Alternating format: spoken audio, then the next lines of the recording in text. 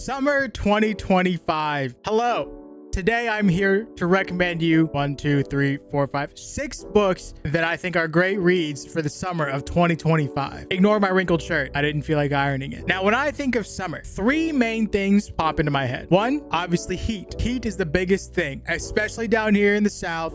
Texas summers, it is hot as balls. Number 2, I think of water, because down here in the South, it is very, very humid. But at the same time, summer is also for lake days, pool days, playing with the hose in the backyard. And then the third thing that I think of is plants. Now, this one might be a little bit more controversial or a little bit, I don't know, I disagree, I guess, because a lot of the times during the summer, I guess, depending on where you are spending a decent amount of time outside. So you are seeing the fauna, the florals, the vines, the weeds, the grass way more. Summertime is just an outside time for the most part, even when it's super hot. And when you're outside, you deal with the plants. So I have a list here of 6 books that I think fit those summer vibe qualifications. Let's get into it. First, we have the Jasmine Throne by Tasha Suri. This is a Indian inspired high fantasy, and the biggest reason that I'm putting it here is because of the plant magic system and the heat. Lots of plants. The entire thing is plant based, revolving around plants, and it's Indian inspired, and I'm pretty sure India is very hot in the summer. And from what I remember, this story follows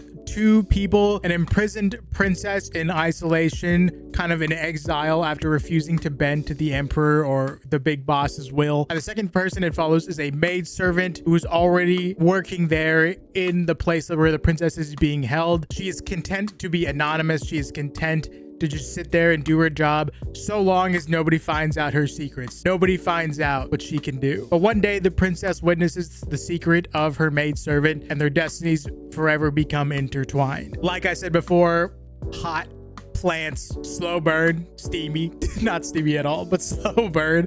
It is definitely a summer book, 1000%. The next recommendation I have is The Rage of Dragons by Evan Winter. I've recommended this book on this channel so many times, but this is a very action heavy book. This is an African inspired fantasy, high fantasy. Like I said, the thing we're going for is heat, because I'm pretty sure it is uber hot in this location. In this book, there are 2 groups of people. We have the smaller people and the bigger people. The bigger people are like really big, and then the smaller people are like 5'8", maybe like 5'3", 5'4". Obviously the bigger dudes are quote unquote superior. They have higher social status, they have a higher class, and our main character Tao is one of the smaller people. It's been a while since I've read this, so relax. One day, his family, his loved ones are brutally murdered, and our main character Tao goes on a revenge path in order to get back at those who did it. And along the way, he deals with people with special abilities that he doesn't have, and politics and dragons. Overall, it's just a great time, especially if you're an action head. This is 100% a summer book. Lots of heat, lots of fighting, lots of sweating. A great choice for the summer. Now, the next one, we're going to be leaning in towards the heat and the water. We have the Liveship Traders series by Robin Hobb. You don't have to read Farseer before this. You might have a few things spoiled for the Farseer trilogy, but I do recommend you give that a shot before. But you don't have to if you don't want to. This book is about merchants and about these things called live ships. Live ships are essentially what they sound like. They are ships who have become alive. One day, our main character, or one of our main characters, Althea, expects to inherit her father's live ship after he passes away. Turns out that doesn't end up happening. She gets her birthright taken away by her brother-in-law, who then intends to use her family's trading ship as a slave vessel. He brings along Althea's cousin, a priest, Wintro, because you need somebody whose blood tied to the ship to always be there. And Althea goes off on her own, trying to find a way to win back her family's ship. Full of magic, full of boats, full of pirates, full of heat because it's hot, full of water. This is a summer book for sure. If you like all those things, you like dragons, 100% pick up the Liveship Traders trilogy. Next, we have Tress of the Emerald Sea. This one I'm leaning towards because of the water, the plants.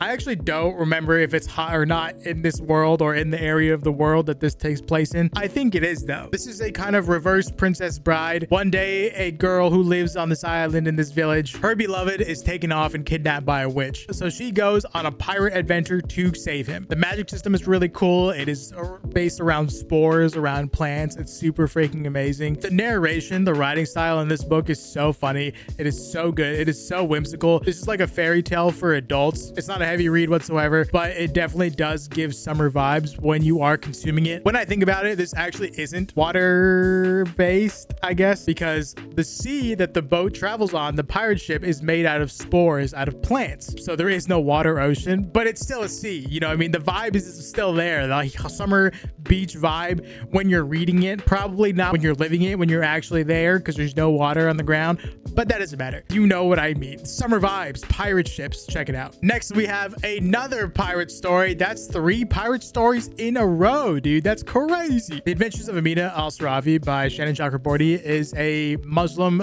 fantasy, low fantasy, I believe. It takes place in like the Middle Ages, I think, in the Indian Ocean area, but more on like the western side. It follows our main character, Amina, well into her 40s or 50s, I can't remember, but she is retired from being one of the most notorious pirates on the seas. One day, she gets a message that one of her friend's daughter has been kidnapped, and so she comes out of retirement to get the crew back together and go save her. Full of magic, full of monsters, full of water, full of heat, because it's summer. I don't know if it's summertime in that area, but it's hot in that area. 100% a summer book. This might be the biggest summer book here besides Liveship Traders. Actually, this might be more summer than Liveship Traders. This right here. If you're going to choose a summer book to read, choose this one. Finally, we have a book that I just finished. It is The Surviving Sky by Kritika H. Rao. This book is Indian inspired, or at least South Asian inspired. These people, the remnants of humanity, live in floating cities in the sky. They all used to live on the planet, on the earth, but one day the earth started being ravaged by these things called earth rages, which are essentially storms with crazy rain, crazy lightning, crazy winds, crazy earthquakes. The surface is practically uninhabitable, and the surface is a jungle, so there's the heat and the humidity that we associate from there. This follows our 2 main characters who are a married couple. One of them is an archaeologist and one of them is an architect. Now, an architect in this world is somebody with the ability to manipulate plant life, and so there's the plant thing that I was talking about that I always associate with summer. The architects kind of view themselves as superior to everybody else because they are able to manipulate this plant life, and they're the ones who are keeping the cities afloat. So there is a rift between architects and regular civilians, and there is also a rift between our main characters because they are married, but their relationship is basically failing. It is very strained right now, and so when the cities start to fail, cities start to fall, our 2 main characters not only have to save their marriage, but they have to save the city itself and the relationship between architects and the normal people. I know I've said this for all the other ones, but 100% a summer book. Check it out, guys. The characters are great, the story is great, the setting's great, the magic system is especially great. Definitely check it out. And that's it for this video. If you liked any of my summer recommendations or you have read any of them yourself, definitely let me know in the comments and like and subscribe, and I'll see you next time.